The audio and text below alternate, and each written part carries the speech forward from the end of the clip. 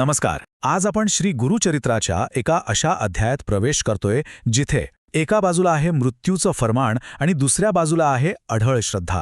नियतीने मृत्यू निश्चित केला होता, पण श्रद्धेने त्यावर मात कशी केली.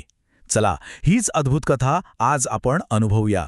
आणि हाच प्रश्न खरं तर या संपूर्ण कथेच्या केंद्रस्थानी आहे, नाही का? विचार करा, जेव्हा नियतीच मृत्यूची योजना करते तेव्हा श्रद्धा तिला हरवू शकते का? एका बाजूला आहे एका राजाचं मृत्यूचं फरमान आणि दुसऱ्या बाजूला आहे एका सामान्य भक्ताचा आपल्या गुरूंवरचा अढळ अतूट विश्वास. बघूया या संघर्षात अखेर विजय कोणाचा होतो. तर या कथेची सुरुवात होते सायनदेव नावाच्या एका श्रीगुरूंच्या भक्तापासून, ज्याच्या आयुष्यात एकाएकी मृत्यूचं वादळ घोंगावू लागतं. जरा डोळ्यासमोर चित्र उभं करा. कडगंची गावचा अधिकारी सायनदेव अक्षरशः धापा टाकत घामाघूम होऊन येतोय.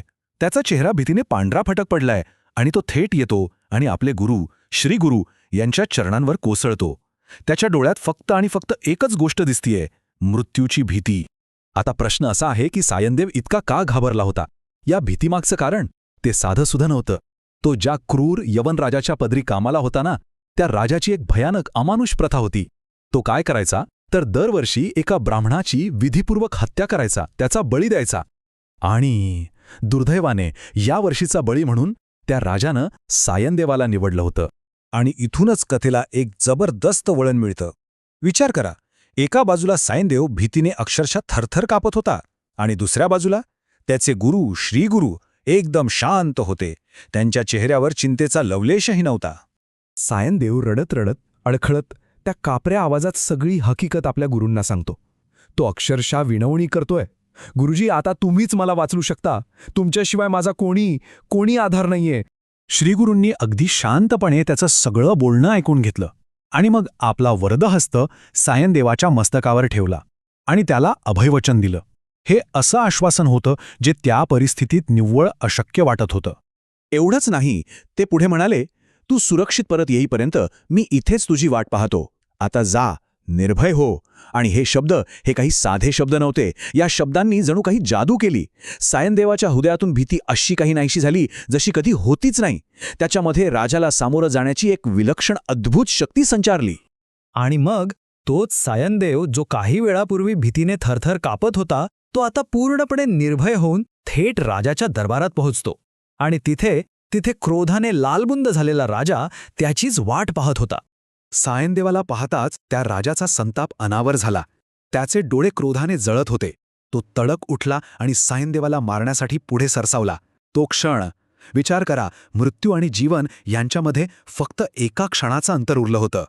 पण पुढच्याच क्षणी काय झालं असेल? नियतीला काहीतरी वेगळंच मंजूर होतं. त्या एका निर्णायक क्षणात असं काही घडलं की सगळं चित्रच पालटून गेलं.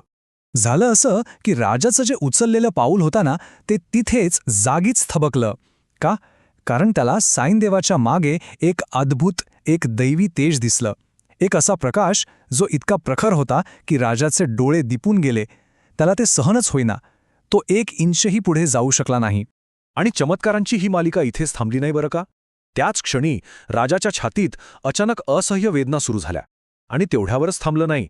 त्या रात्री त्याला एक इतकं भयानक स्वप्न पडलं की स्वप्नात एक तेजस्वी ब्राह्मण भयंकर रूपात त्याचे अक्षरशः तुकडे तुकडे करत होता. या सगळ्या घटनांनी तो राजा आतून बाहेरून पूर्णपणे हादरून गेला. आणि मग येतो कथेचा तो भाग जिथे त्या क्रूर राजाचा अहंकार, त्याचं सामर्थ्य सगळं काही गळून पडतो आणि तो पूर्णपणे शरणागती पत्करतो. हे बघा, काय बदल झालाय. जो राजा कालपर्यंत सायनदेवाला मारायला निघाला होता, तोच आज सायनदेवाचे पाय धरत होता. जो रागाने जळफडत होता, तोच आता क्षमेची भीक मागत होता. जो कालपर्यंत जल्लाद होता, तो आज सेवक बनला होता. केवढा हा बदल. राजाला आता चांगलंच कळून चुकलं होतं की सायनदेव हा काही साधा माणूस नाही, तो कोणातरी महान सिद्ध पुरुषाचा भक्त आहे. म्हणून त्यानं फक्त क्षमा मागितली नाही, तर सायनदेवाला मूल्यवान वस्त्र आणि दागिने देऊन त्याचा सन्मान केला आणि काय म्हणाला, मी तुमचा सेवक आहे, तुम्ही लवकर तुमच्या महान गुरूंकडे परत जा. आठवतंय श्रीगुरूंनी काय सांगितलं होतं? तो तुला सन्मानाने परत पाठवेल. अक्षरशः तसंच घडलं होतं. तर कथेचा शेवट होतो सायनदेवाच्या परतण्याने आणि या एका शक्तिशाली घटनेतून मिळालेल्या एका कालातीत म्हणजे कधीही न बदलणाऱ्या शिकवणीने. सायनदेव जेव्हा परत आला तेव्हा श्रीगुरू अगदी आपल्या वचनाप्रमाणे त्याची वाटच बघत बसले होते. सायनदेव धावतच त्यांच्या चरणी लोळण घेऊ लागला. तो पुन्हा रडत होता, पण यावेळी त्याच्या डोळ्यांतले अश्रू भीतीचे नव्हते, ते होते कृतज्ञतेचे. साईनदेवानं श्रीगुरूंना विनंती केली की गुरुजी आता इथेच राहा. पण श्रीगुरूंनी त्याला प्रेमानं समजावलं आणि एक भविष्यकालीन वचन दिलं. ते म्हणाले, साईनदेवा, मला लोककल्याणासाठी माझी यात्रा सुरूच ठेवली पाहिजे, पण मी तुला वचन देतो, आजपासून 15 वर्षानंतर मी तुझ्या गावाजवळ गाणगापुरात कायमस्वरूपी वास्तव्य करण्यासाठी नक्की येईन. आणि या संपूर्ण अध्यायाचं सार सिद्धमुनी नामधारकाला एकाच वाक्यात सांगतात, जो श्रीगुरूंना शरण येतो त्याला प्रत्यक्ष मृत्यूही स्पर्श करू शकत नाही. हीच आहे श्रद्धेची खरी ताकद, कारण श्रीगुरू हे केवळ गुरु नाहीत, तर ते साक्षात दत्तप्रभूंचा अवतार आहेत, जे आपल्या भक्तांभोवती ढालीसारखे उभे राहतात.